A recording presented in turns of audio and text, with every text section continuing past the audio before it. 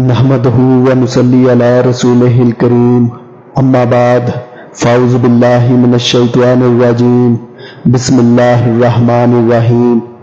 اللہ نے قرآن میں یہ نہیں کہا کہ نماز پڑھو، اللہ نے کہا نماز قائم کرو۔ اللہ نے قرآن میں فرمایا یقیناً الصلاۃ، نماز قائم کرتے ہیں۔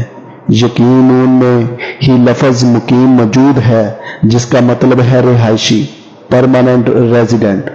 تو ایک مومن نماز کا پرماننٹ ریزیڈنٹ ہے۔ وہ دنیا کے کتنے بھی جمیلوں میں پھنسا ہو یا اسے دنیا کی کتنی بھی خوشیاں نصیب ہو جائیں، مگر اسے اصل پناہ اور حقیقی سکون صرف نماز میں ملے گا اور اپنے رب کے سامنے، اپنے رب کے حضور۔ اگر کسی کی نماز اسے غیبت، بے حیائی اور دوسروں کا حق مارنے یا کسی اور ریگولر سن سے نہیں روک رہی تو اس کا مطلب ہے کہ وہ نماز پڑھ رہا ہے مگر وہ نماز قائم نہیں کر رہا۔ نماز قائم کرنے کا مطلب ہے کہ نماز کے بعد جائے نماز لپیٹتے ہوئے ایمان ساتھ میں نہ لپیٹا جائے۔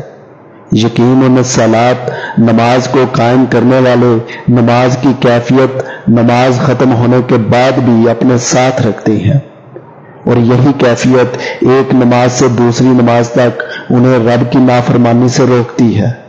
نماز میں خشوع مینٹین کرنے کے لیے ایک ٹپ یہ ہے کہ نماز کو ڈیلے مت کریں، اور دوسرا وضو کرنے کے بعد فوری طور پر نماز کے لیے کھڑے ہو جائیں۔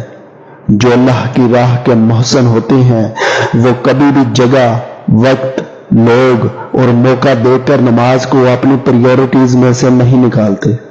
محسن نیکیوں کے ٹرینڈ سیٹرز ہوتے ہیں، وہ نماز ادا کرتے ہیں، اللہ کا حکم پورا کرتے ہیں، چاہے ان کے آس پاس کا ماحول اور لوگ کیسے بھی ہوں۔ روزہ سال میں ایک بار، حج زندگی میں ایک بار، زکوٰۃ مال کے مطابق ادا کرنی ہے۔ یہ عبادت اللہ نے ہم سے مسلسل کرنے کو نہیں کہا۔ نماز وہ واحد عبادت ہے جو اللہ نے ہم سے مسلسل کرنے کو کہا ہے۔ نماز کے بغیر اسلام کا کوئی تصور نہیں۔ پچھلے انبیاء بھی اسلام لے کر آئے تھے اور ان کی امتوں میں بھی نماز موجود تھی۔ حضرت ابراہیم نے نماز قائم کرنے کی دعا کی، حضرت موسیٰ سے اللہ نے پہلا کلام کیا تو نماز کا حکم دیا، حضرت عیسیٰ نے جب پہلا کلام کیا تو نماز کی وصیت کی بات کی، اور اللہ کے حبیب صلی اللہ علیہ وآلہ وسلم کو بھی اللہ نے معراج پر بلایا تو امت کو نماز کا تحفہ ملا۔ اہل جہنم کا پہلا پچھتاوا نماز کے حوالے سے ہوگا۔ وہ جواب دیں گے کہ ہم نماز نہیں پڑھتے تھے۔